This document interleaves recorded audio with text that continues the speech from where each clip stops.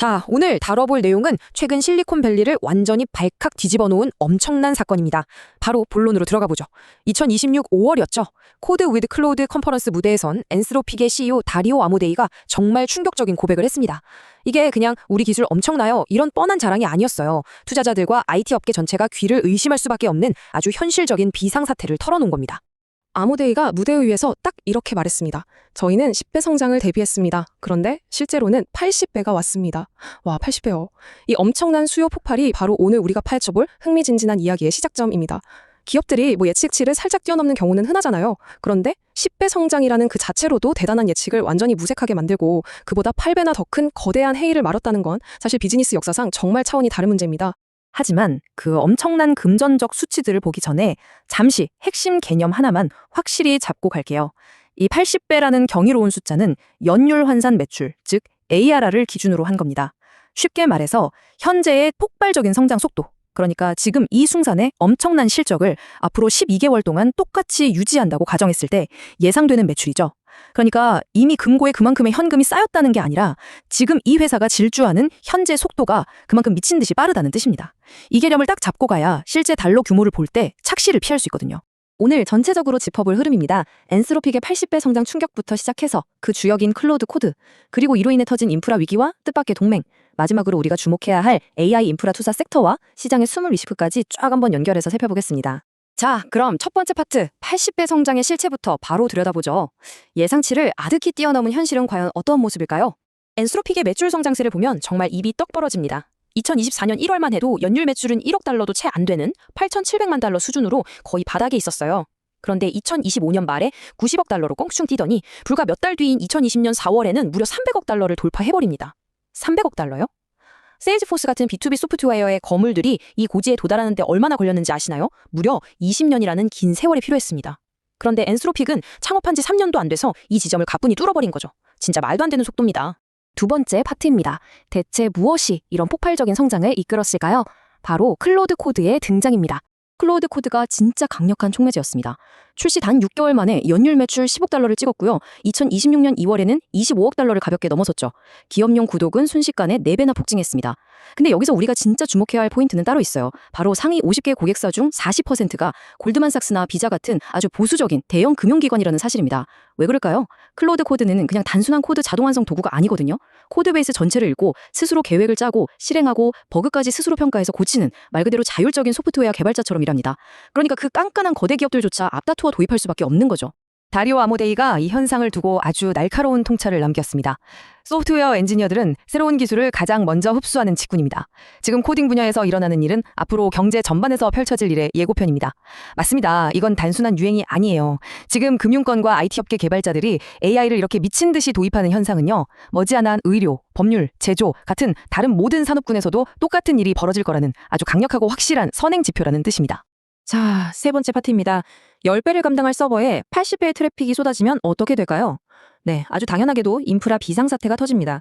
이 위기의 스케일을 피부로 한번 느껴보시죠. 엔스로픽이 아마존과 구글을 통해 확보하려는 전체 컴퓨팅 전력 수요가 자그마치 8.5기가와트입니다. 8.5기가와트? 감이 잘 안 오시죠? 인구 1,000만 명이 사는 거대 도시 서울의 전체 최대 전력 수요가 대략 10에서 12기가와트 정도 됩니다.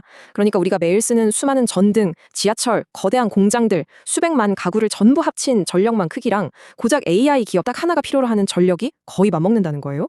우리가 이걸 단순히 서버가 좀 버벅거리는 수준이 아니라 인프라 비상사태라고 부르는 이유가 바로 이겁니다. 네 번째 파트. 이런 절망적인 인프라 위기 상황에서 아주 극적이고 뜻밖의 컴퓨팅 동맹이 맺어집니다. 당시 일어난 사건들의 흐름을 짚어보면 참 흥미롭습니다. 불과 2026년 초만 해도 일론 머스크는 공개적으로 엔스로픽을 사악하다고 비판했었죠. 그런데 4월 말에 엔스로픽이 치명적인 서버 한계에 부딪히면서 상황이 180도 뒤집힙니다. 5월 초 엔스로픽은 일론 머스크의 스페이스X의 데이터 센터인 콜로서스1 전체를 임대하는 대규모 계약을 체결해버려요.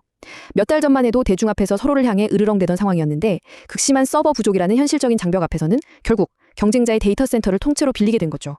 22만, 네, 이 압도적이고 비현실적인 숫자가 바로 그 긴급 구조 계약의 규모를 말해줍니다. 스페이스X AI로부터 무려 22만 개의 엔비디아 H100 GPU와 300메가와트의 전력을 한 번에 싹 끌어온 거예요. 사실 지금 시장에서는 GPU 몇천 개 구하는 것도 하늘의 별따기라서 발구르는 스타트업들이 수두룩하잖아요. 그런데 이 엄청난 규모의 수열 덕분에 엔스로픽은 꽉 막혀있던 유료 사용자들의 이용량 제한 문자를 즉시 2배로 확 늘리면서 단번에 숨통을 트게 됩니다. 여기서 한 업계 관계자가 남긴 아주 뼈있는 멘트를 짚고 넘어갈게요. 적의 적은 새로운 컴퓨팅 파트너다. 재밌지 않나요? 일론 머스크나 다리오 아모데이나 사실 두 사람 다 업계 1위인 오픈 AI의 샘 알트만과 아주 걸그런 경쟁 관계에 있거든요. 이 공통의 라이벌 의식 그리고 기껏 지어놓은 데이터 센터를 비워둘 수 없는 머스크의 실용적인 상황이 결국 두 사람을 손잡게 만든 겁니다. 압도적인 컴퓨팅 파워에 대한 절박함 앞에서는 과거의 공개적인 비난이나 이념 갈등 같은 건 비즈니스의 논리 앞에서 아주 가볍게 타협될 수 있다는 걸 명확히 보여주는 대목이죠. 다섯 번째 파트입니다. 자, 이제 단일 기업의 스토리를 넘어 더 넓은 시장을 보죠. 이 막대한 자본은 과연 어디로 향하고 있을까요? AI 인프라 투자 섹터입니다.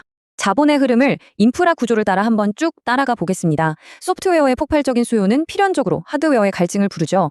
제일 먼저 전례 없는 GPU 수요를 온몸으로 받고 있는 AI 반도체 섹터가 그야말로 폭발하고 있습니다. 엔비디아, AMD 같은 곳들이죠. 그 다음은 당연히 전력 및 에너지입니다. 아까 서울시 전력망과 비교했듯이 이 엄청난 칩들을 돌리고 시키려면 막대한 전력 설비와 SML 같은 원자력 관련 기업들이 구조적으로 붐을 맞이할 수밖에 없습니다. 그리고 이 뜨거운 장비들을 물리적으로 담아낼 거대한 공간, 즉 데이터 센터 리치 기업들이 필수적이죠. 마지막으로 이 모든 생태계의 기반 인프라를 제공하는 든든한 파트너, 아마존, 구글, 마이크로소프트 같은 클라우드 빅3로 막대한 자본이 아주 자연스럽게 흘러가고 있습니다. 자, 마지막 여섯 번째 파트입니다. 장밋빛 전망에 가려진 시장의 숨은 디스크와 냉혹한 현실을 짚어보겠습니다. 여기서 가장 결정적인 포인트는 바로 눈에 잘 띄지 않는 비용 구조입니다. 엔스로픽은 지금 1달러를 벌 때마다 무려 60센트를 오직 컴퓨팅 비용, 즉 서버 돌리는 데만 쓰고 있어요. 매출 총이익이 고작 40%에 불과하다는 뜻입니다. 생각해보세요. 회사는 이 남은 40% 안에서 그 비싼 고급 인력들 월급도 줘야 하고 천문학적인 차세대 AI 모델 훈련 비용에 연구개발비까지 전부 다 해결해야 합니다. 겉보기에는 진짜 화려한 폭발적 성장이지만 그 혁신적인 기술 뒤에는 감당하기 벅찬 막대한 청구서가 떡하니 기다리고 있다는 아주 뼈아픈 수익성 과제를 시사하고 있죠. 거기에 거시적으로 절대 놓치면 안 될 구조적 리스크들도 존재합니다. 현재 2026년 10월쯤으로 엔스로픽의 상장, 즉 IPO 이야기가 돌고 있는데요. 우리가 내내 감탄했던 그 80배라는 수치, 사실 특정 시점의 단기적인 성장 속도를 연간으로 부풀려 환산한 ARR의 함정일 수도 있거든요.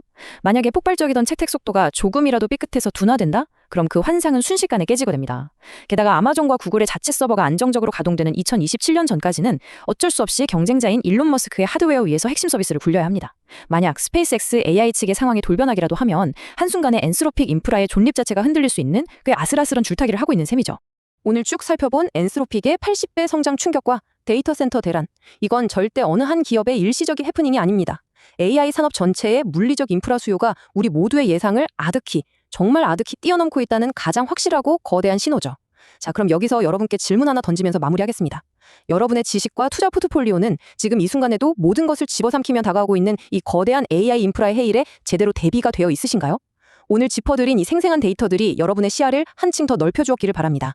끝까지 함께해 주셔서 감사합니다.